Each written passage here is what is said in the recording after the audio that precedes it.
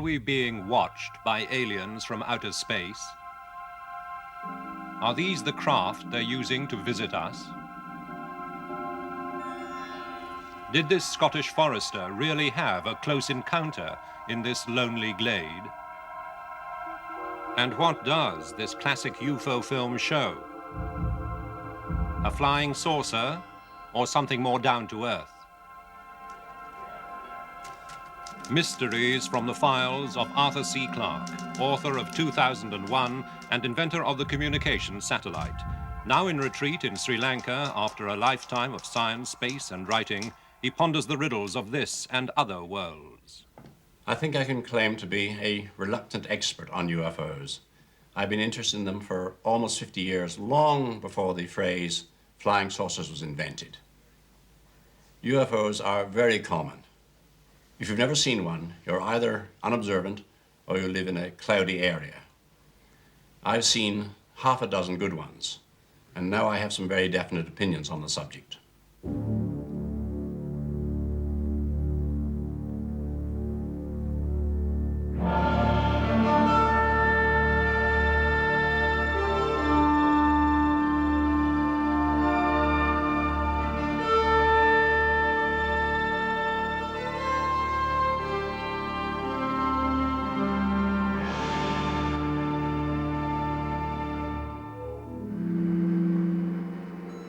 It was just before midnight on December the 30th, 1978, that this Argosy aircraft took off in New Zealand on a newspaper delivery run.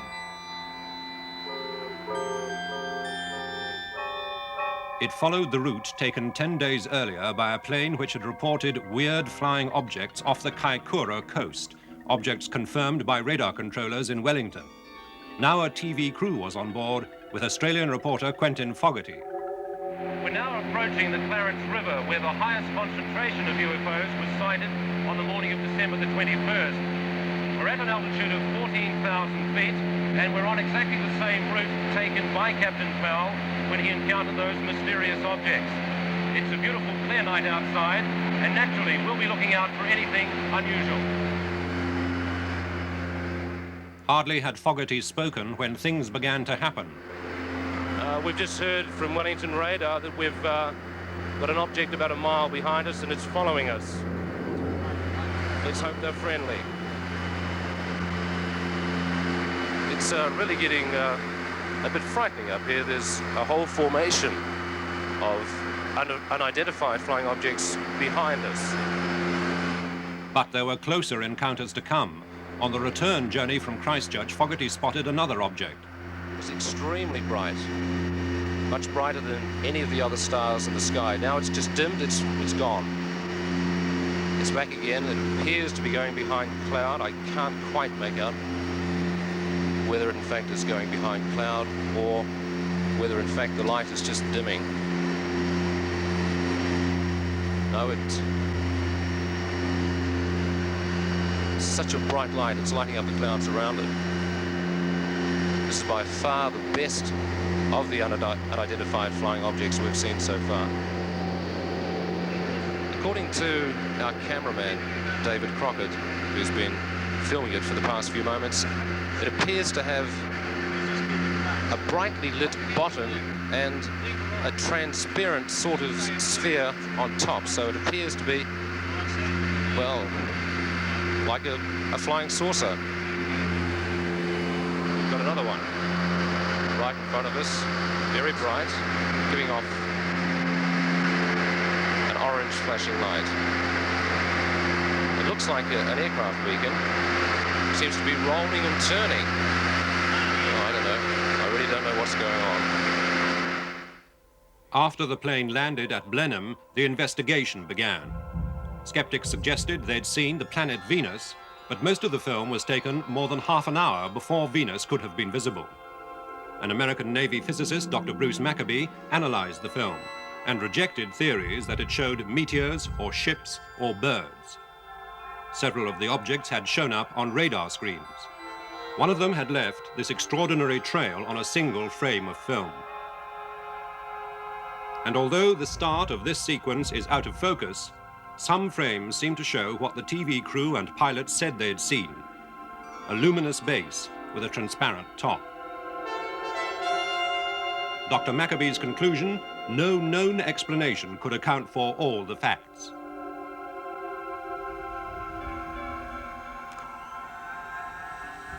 Trying to trap a UFO is now big business. In the scrubland of Texas, Ray Stanford heads Project Starlight International with $1 million worth of equipment. The laser is to signal to spaceships his goggles in case they answer back.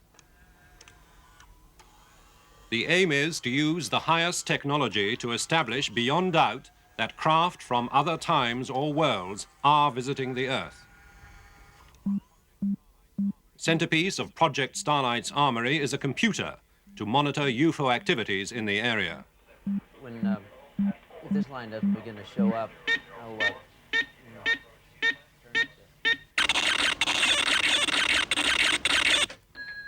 This is an Operation Argus alert. Please proceed as you have been instructed. The computer automatically calls up spotters to scan the skies. And it really hits the panic button if a landing is indicated.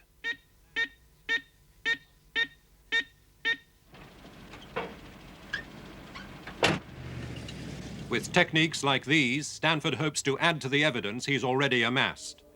Like this film he shot at Corpus Christi in Texas in 1959. After extensive endeavor to explain it, neither the Air Force nor the National Investigation Committee on Aerial Phenomena could come up with any ordinary explanation. I don't know what it was, but it was tubular and bright, and small objects came and departed at high speed. We have motion picture films, magnetometer recordings, sound recordings, and a whole variety of data that begin to make us think that UFOs are technological, that they're really not something natural after all, but something not only technological, but highly sophisticated and capable of speeds and accelerations far beyond anything that we've ever dreamed of. In fact, we've really been surprised at how fast these things can move that we've tracked. And frankly, I would say that they simply don't originate on the Earth, at least any place on the Earth that I know of. If the Soviet Union has that kind of technology, so God help the free world. And if the free world has it, God help the Soviets. It was this man, Kenneth Arnold, from Boise in Idaho, who ushered in the era of the flying saucer.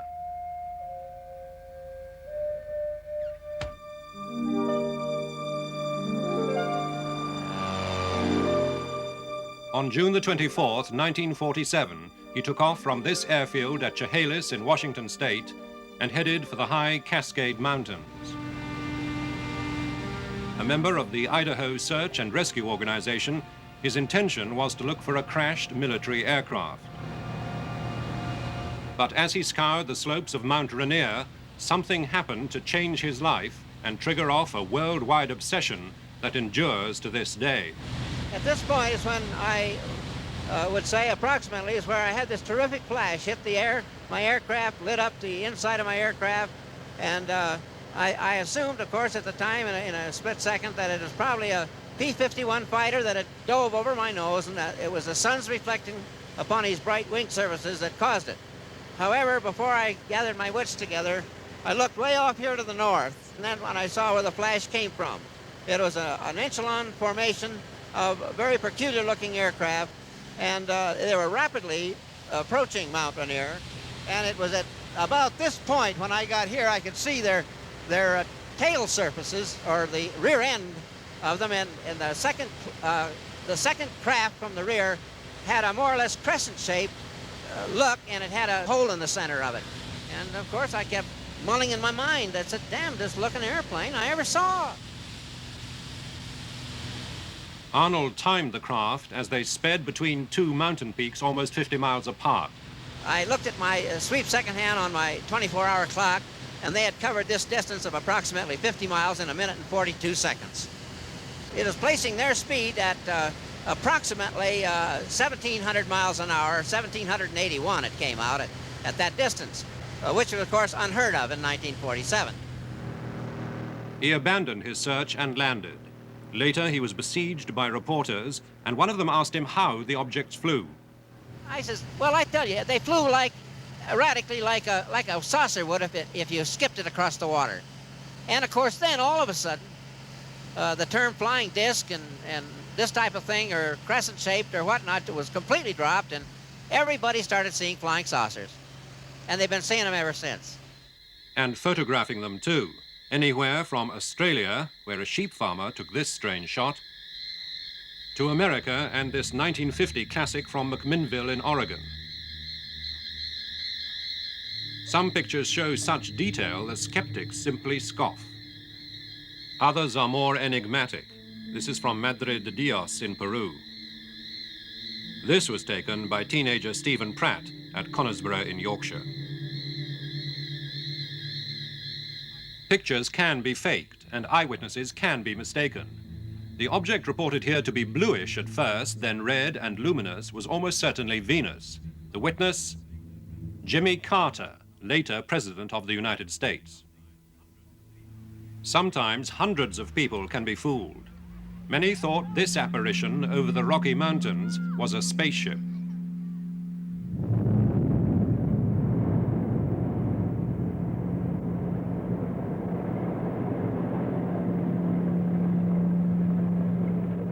In fact, it was a large meteorite which grazed the Earth's atmosphere 40 miles up and then bounced off forever into space. But don't laugh at these people. Anybody can be fooled by a thing like this. I've been myself. In fact, behind these doors is my own favorite personal UFO.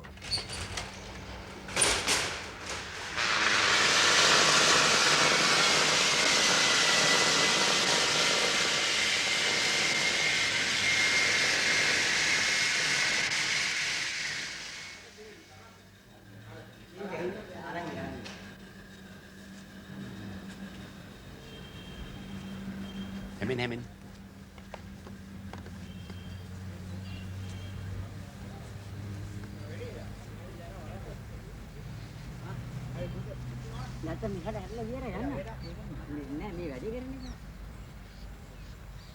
I was standing in the garden of my house late one afternoon. The sun was just above the horizon, and higher up in the sky, the planet Venus was shining like a brilliant star. It was such a beautiful sight that I called out one of my staff and said, "Look, Venus." And he looked up and said, "Oh yes, Venus." And I said, "No, Venus." He looked again, "Venus." I realized a few minutes later there were two stars shining brightly in the sky. The other object further to the north was just as bright as Venus and apparently motionless. It took me quite a while to find out what it was. It was the local weather balloon, and it was becalmed maybe 40,000 feet up. So it looked like a brilliant object, silvery object in the sky, a most convincing UFO.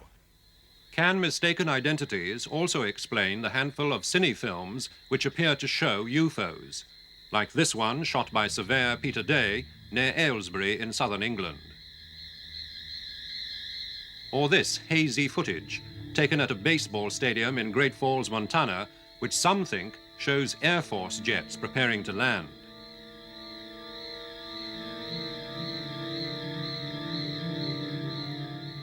Or this, filmed by a British television crew in Oxfordshire.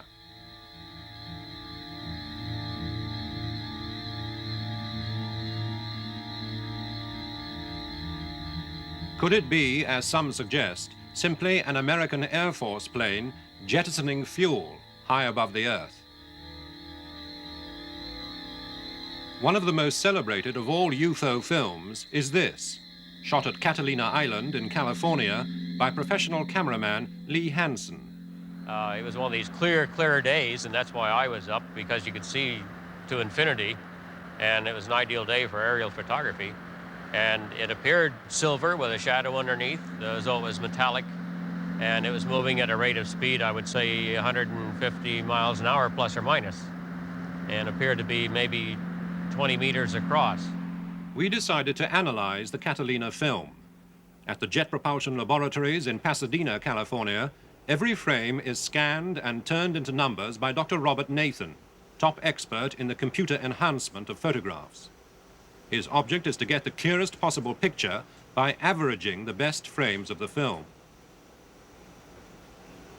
The first frame is called in from the magnetic tape and repeated on the right-hand side of the screen. Now there's going to be a series of operations where I'm going to take the picture and start editing it to the next picture. The second photograph is being brought in. Its contrast is stretched. And now it is being added to the first photograph. This picture now represents the average of the two photographs. And we're beginning to see a smoothing out of the background sky and an emergence of various shapes in the object. The third photograph has been brought in. This picture shows the average of all of these three. And now you begin to see an appearance of a strong white image on the top. And there seems to be some holes or some kind of transparency underneath here. One takes a good look at this, and considering that the speed of the object, as reported by Lee Hansen, the photographer, is that this is moving at about 120 miles an hour, this begins to look like a small commercial airplane. And one can draw the comparison that you have the bright wing on the top, the windows, and the stabilizer, the rudder structure, and that's it. The Catalina film, I'm afraid, falls into the category of an identified flying airplane.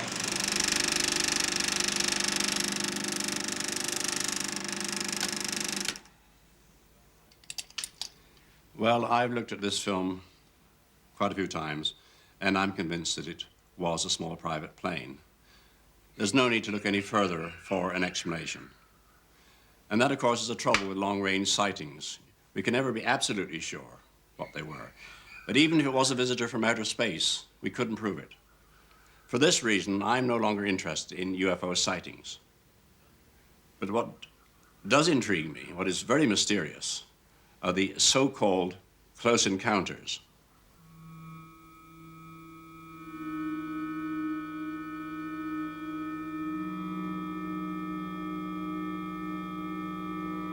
One such encounter happened to Mrs. Jessie Rustenberg, then living in this Staffordshire farmhouse. It was on an October day, the 25th of October in 1954. I was in the back kitchen of the house preparing myself, just having washed, and I heard this noise. Now, it was just like a giant cauldron of water being poured onto a red-hot fire, but if you can imagine, 1,000 times louder. And my first reaction was the children. I must get out, there's a plane crashing. So I slipped on my jumper, I ran out through the side entrance of the house towards the front garden to look for them coming across the fields. And to my amazement, there, suspended on the top of the roof of this old farm, was this object that I can only describe as a huge Mexican hat. It was that shape without the bubbles.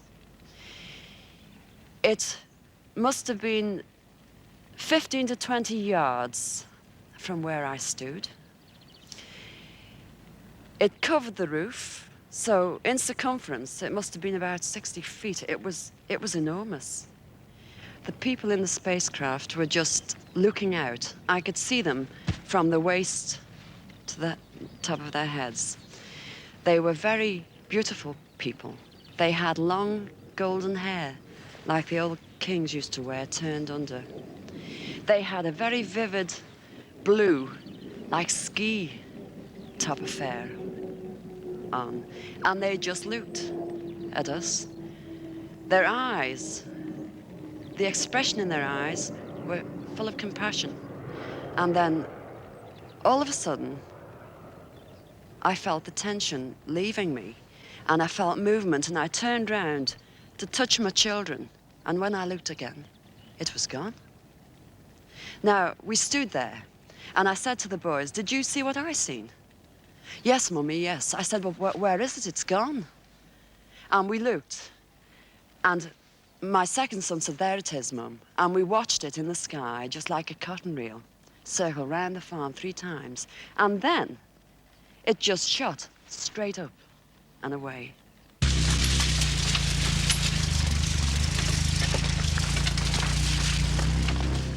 But just occasionally, there is physical evidence to back up reports of close encounters.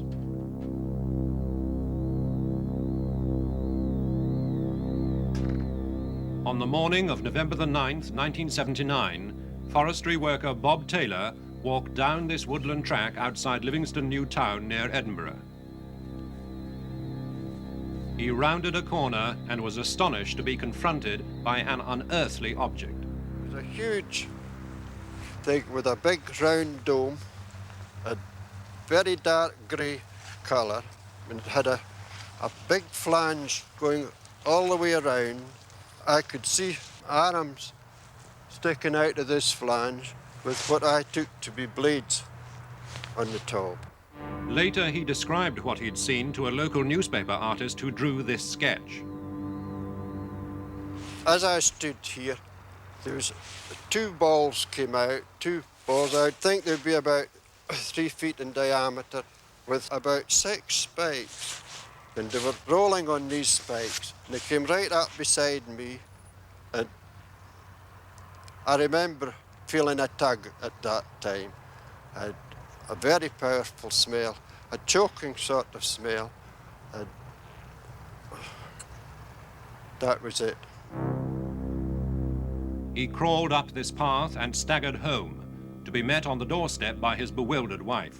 It looked terrible when he came in the door, and he just stood at the door, and I said, "Have you had an accident with your lorry?" And he said, "No, I've been attacked." And I said, "What with?" And he said, "A spaceship."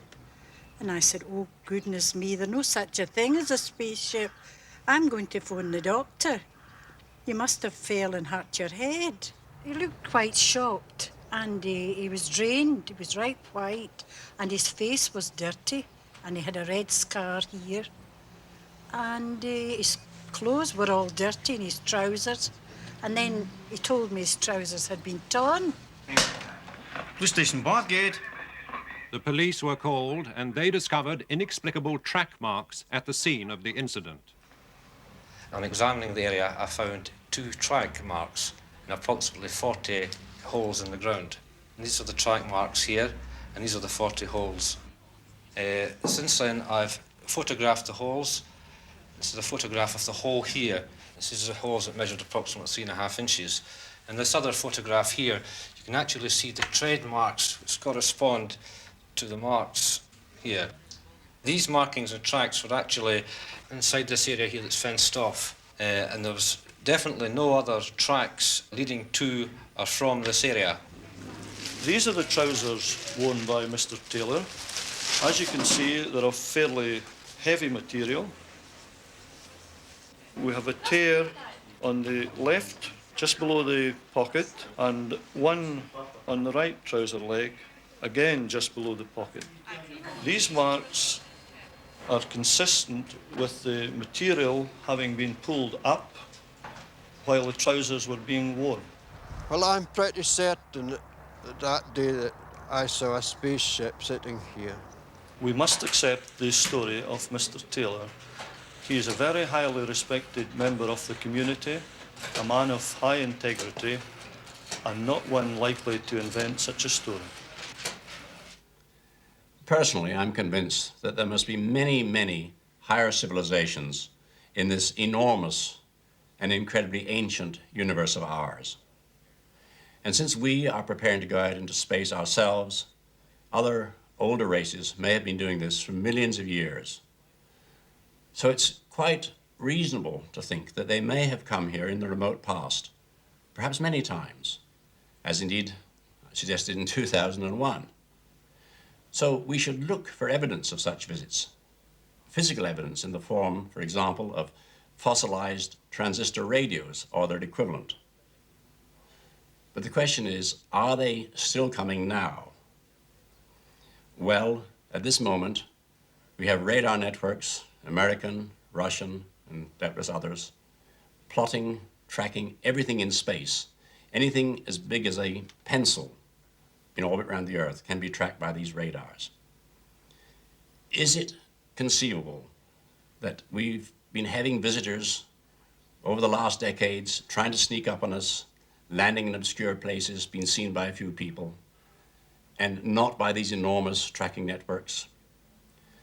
I feel that when there really is a visitation from space, it'll be something spectacular, rather like the climax of the movie, Close Encounters of the Third Kind, we'll be certain of it within about 5 minutes. You may wonder, what should you do if you do meet a visitor from space? Well, be very polite and be prepared for a long journey.